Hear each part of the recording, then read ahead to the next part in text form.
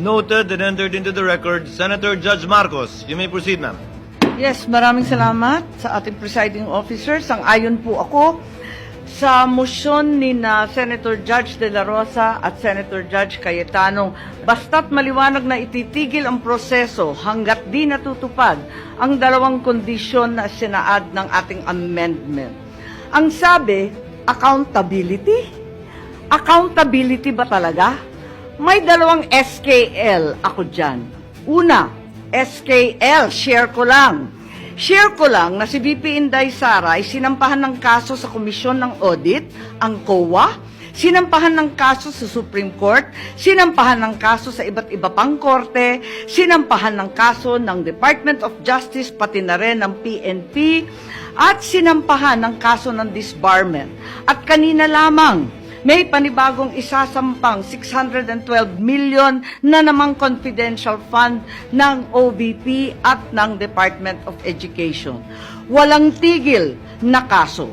Kung accountability ang tunay na gusto ng mga birit ng birit, bakit hindi paghusayan ng mga kaso para panagutin si VP Inday sa mga yan? May multa yan, may kulong if ever mapatunayan. Aba, damang-dama ang accountability kapag ganyan. Itong impeachment na inipit, inupuan, nilimliman, minadali, ibinalibag sa Senado sa dulo ng sesyon. Ito ay ang pinakamaliit na iskinita ng accountability na yan.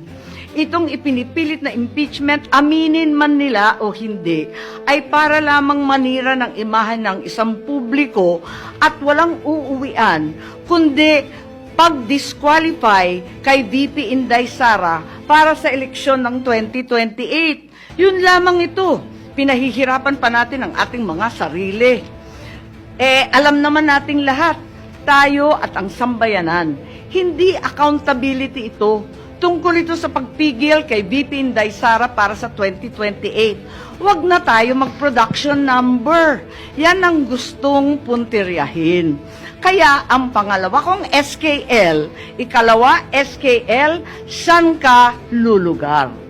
Kapag umuo ka sa pagpatuloy ng impeachment, magpadala ka sa mga ambisyoso ng 2028. Kapag pinadismiss o pinaremand mo naman, sasabihan kang pinoprotektahan mo si Inday.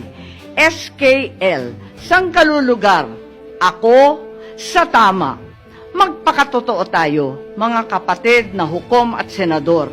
Malayo pa ang 2028. Maraming gutom at naghihintay ng serbisyo mula sa Senado. Hindi tanga ang Pilipino.